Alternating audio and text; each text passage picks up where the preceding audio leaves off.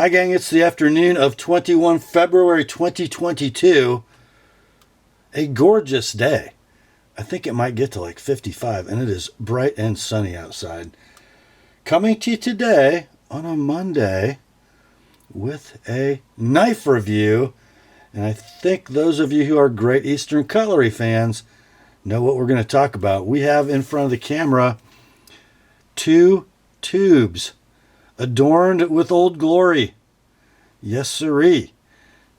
Both of them house Patty's potato peelers, pattern production premier knives, and they are mirror images of each other. The number 49 Freedom Jack and the number 94 Liberty Jack. On the background is the pin from one of those tubes.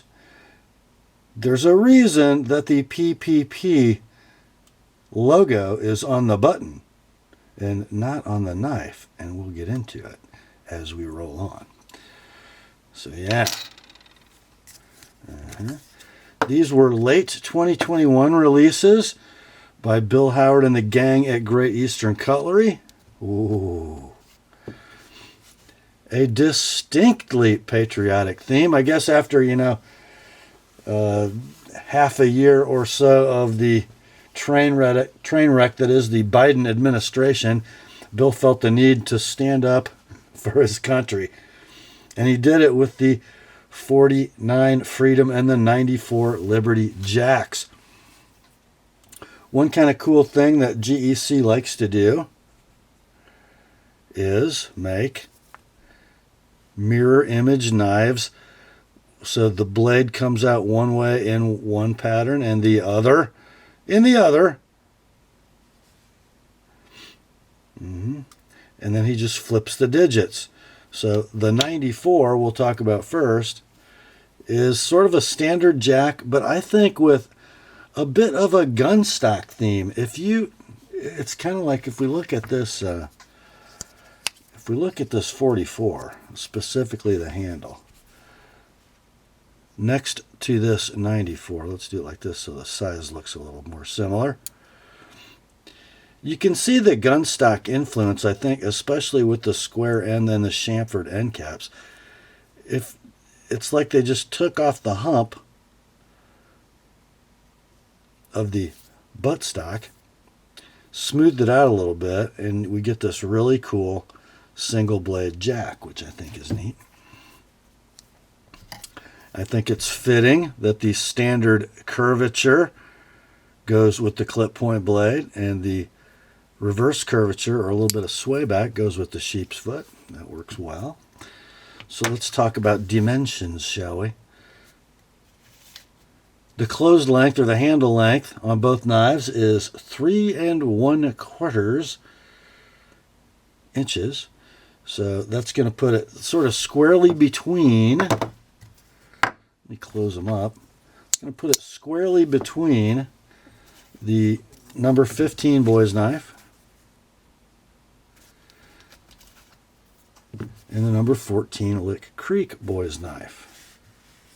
Let's see if I can set these up so it makes sense for you guys. So the 14 just over 3 inches, and 3 1/4 on the 94, and 3 1/2-ish on the number 15. Handle thickness, depending on the cover material you get, is going to be between 3/8 or 375 thousandths and 400. This one measures about 380, and then my garnet jigged bone 94 measures in at 395 thousandths, I guess. Blade length is 2 9/16, so very efficient blade to handle ratio. Blade style is what has, I think, come to be known as the standard GEC clip. Very, very similar to the 14 and 15. You're going to get the drawn swedge on the Titty flag versions, and then you're going to get the cut swedge and long pull on the north field as seen with this garnet jig bone. Let's talk specifically about these Freedom and Liberty editions for a minute. On the mark side, you have a clear acrylic cover with a laminate sheet of American flag underneath. And then on the pile side, we have the heading of the United States Constitution in the same construction. Let's go over the other markings on the blade. On the 94, you have the word Liberty in script etched on the mark side. And then the Gadsden flag snake on the pile side with "Don't Tread on Me" printed. And then on the 49 Freedom, we have the word Freedom in script on the mark side.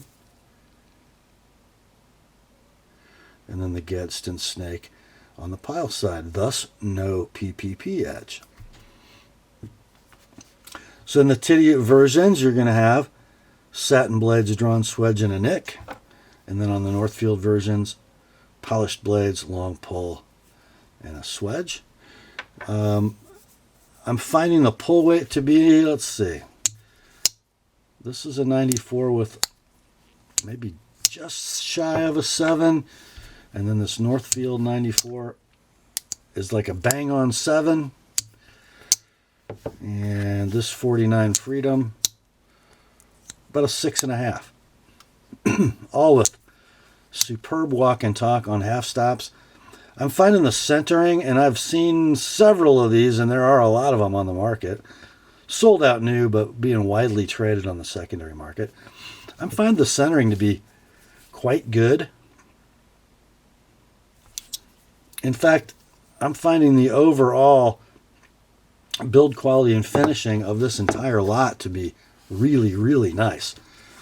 I'm going to get into one area where some of them aren't so nice, and some of you who own these probably have experienced it, and we'll talk about that now. So where is my one with the flaw? Here it is. So this is my 49 Freedom Jack. This is actually a consignment that has been sold, and it'll be on its way out the door today. I'm going to try to get a shot of this. I got it in the sale video. If you look at the bottom red stripe just right at the end, there's a little void, and you can see liner. And there are other similar kinds of problems. I think even some cracks in the acrylic that appeared during the hafting process on some of these knives. I don't have any in-house right now that exhibit any of that. In fact, the problems became such a topic of discussion on social media that one retailer, this one came from Mike Latham at Collector Knives, he graded his with a red letter.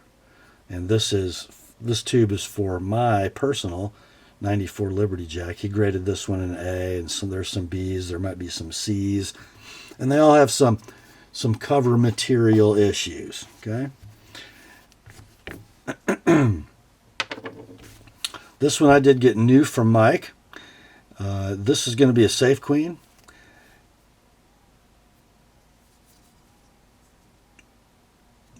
Not carried or sharpened, and probably won't be. And then this one I snagged out of one of my consignment sales. And this is the knife I really want to talk about because I think the flag models have been covered ad nauseum. And they are super cool. But I just wanted to show you this because it has some pretty neat signs of where GEC is and where they're headed, I think. So first I want to talk about this jigging. And this is a jigging pattern I don't love. Bill actually did this on the Autumn Gold Jig Bone version of my Heartland clip, and I really wasn't that happy. I was hoping he would do something different, but he didn't. I don't like it. This diagonal sort of super consistent jigging isn't my favorite, but it's on a small scale to fit a small knife. It seems to have been slightly polished, so you don't have any real snaggy edges, and it looks good. And the reason I'm sort of overlooking the jigging as I made this purchase decision is because of the other aspect of the bone, and I think you're looking at it. Whenever GEC does any kind of a red tone, you always kind of worry because sometimes it ends up looking pink. I don't know if that's just the way the dye reacts with the bone, but this garnet is absolutely garnet. There's not a hint of pink, and it is gorgeous. Almost as gorgeous as my cranberry jig bone 78. And then, let's see if I can, here's, I guess, the best one to look at. I love it, and so do old school traditional slip joint collectors. Love it. When the bone jigging touches the hardware, and you can see just barely the end of the jig cuts barely get into that end cap. I don't think you see it on the bolster ends. That lets you know that the jigging was done after sort of preliminary hafting. So it's going to come all the way to the edge. It's going to wrap around the edge just a little bit. And it gets all the way to the hardware. Some bone and some manufacturers' knives, the blanks are jigged and they end up very square and kind of ugly. Great Eastern is kind of doing it the old hard way. And then they're showing it off by just touching that nickel silver end cap, which I think is cool. The hafting is beautiful. The transitions from bone to nickel silver are perfect on all four corners of this knife. The polishing is great. The triple lined bolsters are perfectly done. The unexcelled shield is perfectly set and pinned. The brass pins are spun nicely. The back spring termination is straight and true.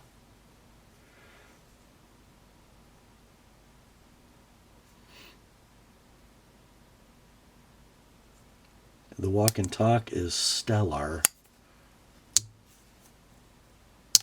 I mean, it just doesn't get any better than that. Especially as the corners of the tang ride against the blade tang. It's just buttery, and it has been on every example of this knife I've picked up.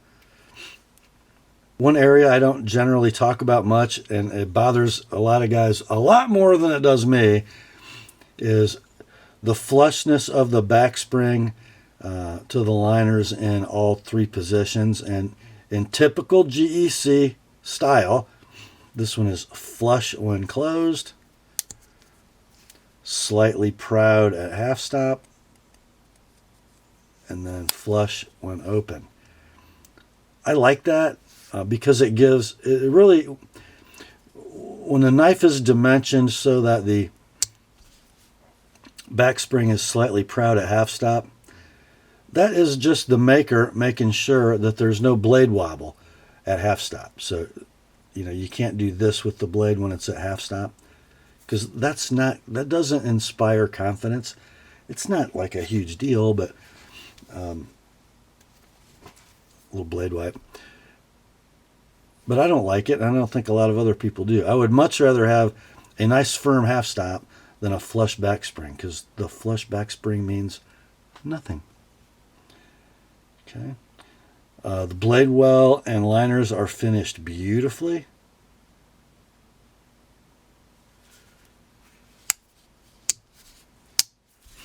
And as I said, the centering is pretty much bang on. Sometimes it looks a little off when I close this knife, but today it's behaving rather well. And there is zero side play in any one of these I've picked up, which is nice. This one is wearing my edge, so if it is a little shinier than you're used to seeing, that's why. This is the one I bought to carry, and that is sharpened at 18 degrees per side and strapped to 0.5 micron. And you can see, again, in typical GEC fashion, the width of the edge bevel is pretty much exactly the same from tip to hilt. And I'm just going to be honest, guys.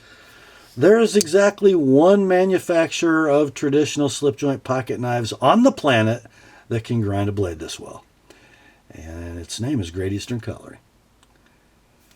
I know Boker's doing some nice stuff, but I've sharpened some of their newer stuff, and it's not this good. And what I'm talking about is the terminating thickness of the blade along the entire cutting edge.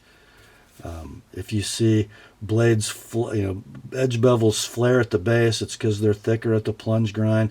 A lot of knives are much thicker at the tip because there's no distal taper, which is taper from hilt to tip. So as the terminating grind bellies, the knife gets thicker. But GEC has perfect distal taper. They always have.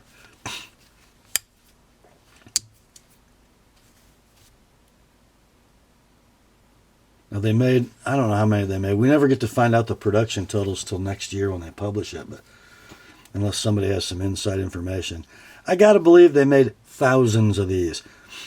So what we're seeing is they're showing up on the secondary market in droves, which is great if you didn't get one new, because you can actually get one used, and you're not going to have to pay like $300 for it.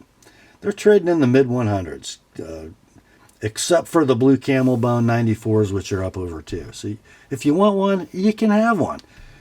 And sometimes it's nicer to buy one secondary because you know exactly the knife you're going to buy. And there, as I said, there were some issues with the covers on the patriotic models, right? But all in all, if you're looking to buy your first Great Eastern Cutlery knife and you don't want to have to pay $300, $500, $700 for it, this is a superb sort of small to medium-sized jackknife that actually fits in the fifth pocket of your Levi's, rides perfectly in the bottom of a pocket, and it has everything good about GEC. Now, one thing this is kind of interesting. On the titty utes, the satin blades, and I said this to a friend of mine who was asking about these, I think this is the best satin I have ever seen GEC do. It's consistent, it's velvety, it's beautiful. I mean, most GEC knives, I don't hesitate to refinish them when they get some scratches, as long as I'm not obliterating an etch. This satin, it's going to make me cry to put one of these to sandpaper because the satin is so good. Okay, I'm going to say not so on the Northfields. I'll try to get the light to hit this right so you can catch some of what's going on. I think especially on the pile side of this one.